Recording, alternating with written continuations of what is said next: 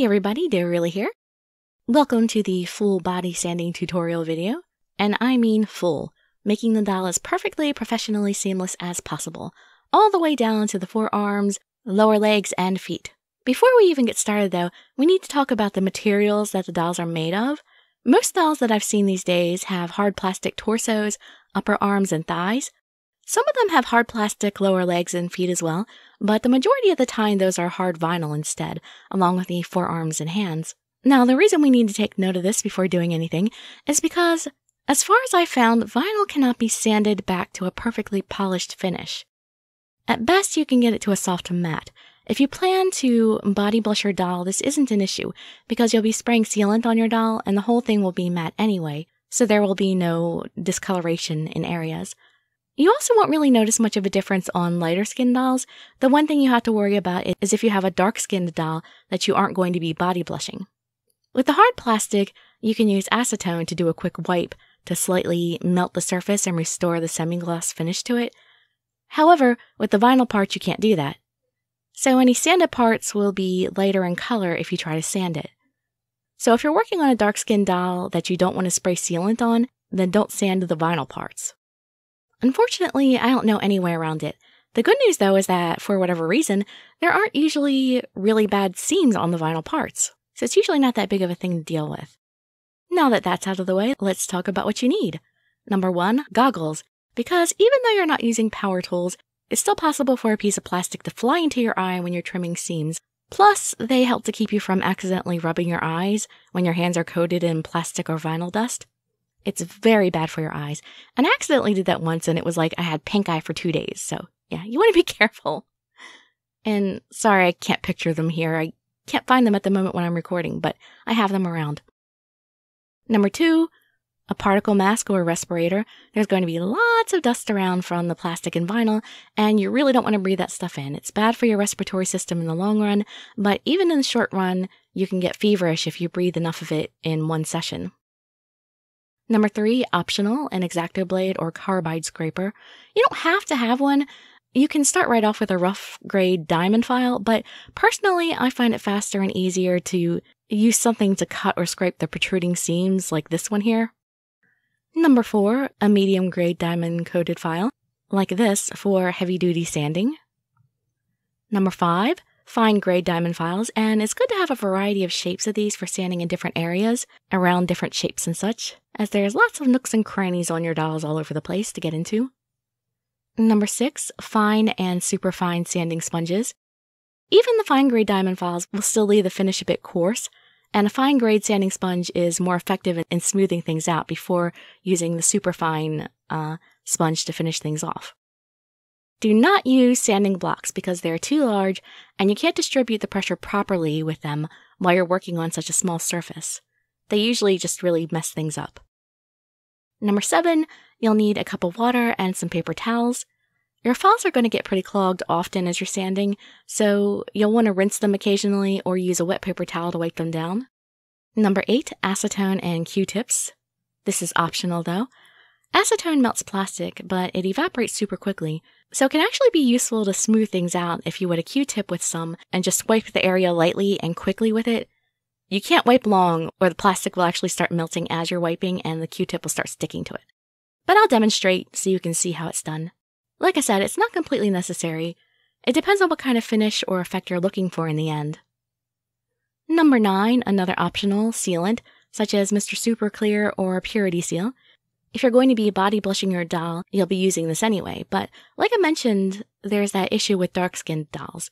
And if you really want to sand one, you'll need a sealant to even the finish back out again if you don't want discolored areas. Well, for the vinyl parts, that is. I think that's about all you need. Obviously, there are different ways you can go about this, but I have a tendency to start at the top and work my way down, section by section, instead of doing the rough parts all over and grading down all over. But for the purpose of this video, there are 3 different areas that I'll be demonstrating on. The side of the torso, since that's an easy area to show how the process typically works on the regular hard plastic that most of the body is comprised of. You know, the upper arms and upper legs, like I mentioned. Then I'll show you the forearms, since many dolls have forearms and hands and lower legs made of hard vinyl. And lastly, I'll show you how to sand off the molded underwear since it's pretty raised and kind of problematic. A little bit different from sanding the rest of the hard plastic. So like I said, first off, the torso here. Most of the body is going to be like this. If you have protruding plastic in your seam like this one, I would use an X-Acto blade to trim it off. But if it's a seam where one side is a lot lower than the other, then that's a job for your medium grade diamond file. It works pretty quickly, but of course it leaves a very rough finish and deep grooves. If the seams aren't that bad, you can skip this part and go directly to fine diamond files. Pretty self-explanatory, really. Just smoothing out as much as you can with this particular grade. Then you grade down to your fine sanding sponge, tearing off pieces that are appropriate size to work with. I tend to do most of the smoothing during this stage, and then the superfine sponge is for nearly finishing. However, you won't be able to get it perfectly smooth again with any kind of sandpaper because sandpaper doesn't polish. And again, like I said with the acetone, this part is not necessary, but you can dip a Q-tip in acetone and do a light passover to smooth things back out again, as I'm showing you here. And you can see now it's completely seamless. It looks like you never did anything to it and like it was perfect in the first place. Those seams are the easiest ones to take care of. Oh yes, actually I almost forgot. I also sand the outer portions of the joints as well. That's because if you don't do this, then when you bend the joints, the paint and sealant get scraped off by the limbs. But if you sand them, it lowers the surface of it enough that it doesn't get scraped off. Plus, it helps the sealant stick to it better. And no, this does not affect the posability of the dowel because it's the horizontal grip that the joint has that controls it, not the protruding outsides. So it won't affect the posability at all.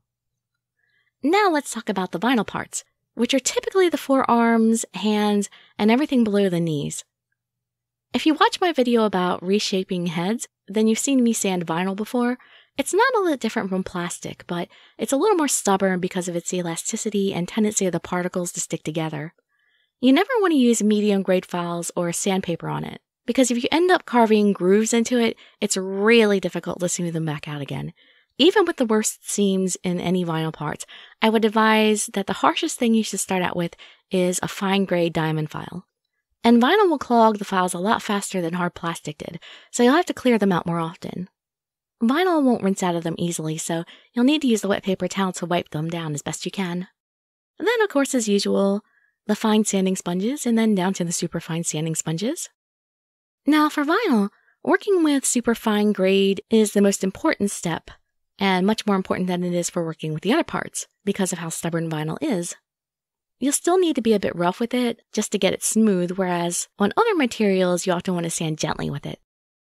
Now you can see what I was talking about here with the discoloration in sanded vinyl, even though it's in its smoothest state. Let me go spray this real quick and you can see how it evens right back out again. I use Purity Seal because it's stronger and clearer and less expensive than Mr. Super Clear. However, it's been a while since I purchased any, so I'm not sure how difficult it is to get at the moment. It's sold in the UK, so it's easy to get there, but you have to go through Games Workshop over here in the US. Last year they were redoing the packaging and it was unavailable for a few months, but last I heard it was available again. Yeah, so I went out and sprayed it, and now you can see you don't see that discolored section anymore, and it's all evened back out again. Anyway, let me show you another quick example. You can see this Wedona spider I did a while ago, and her being obsidian black, any scratches and such show up better on her than anything else. So her sanded parts were pretty discolored from the rest of her until I sealed her. Her sanded parts were like gray. But now you can see she's all matching again though, and all smoothed out. So yeah, don't be alarmed by the color change due to sanding. Sealant fixes that right back up, as you can see.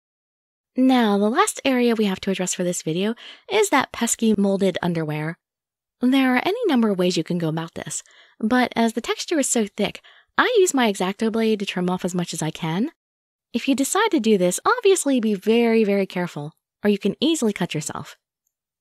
You could instead opt to take the longer and safer route of rougher sandpaper or diamond files, but either way, as you're working on things, you should rotate the legs and the sockets to leave the greatest distance between the torso and the leg at the area that you're working on. It's up to you how comfortable you are cutting detail, or if you want to switch over to a medium file to wear some of it down instead, but once you've gotten rid of most of the excess, you can start smoothing it all out with your fine diamond files. This is where it's good to have the bunch of different shaped files like I was saying before. as there are a lot of nooks and crannies around here. As I mentioned before, you want to keep rotating the leg to keep that space where you're working.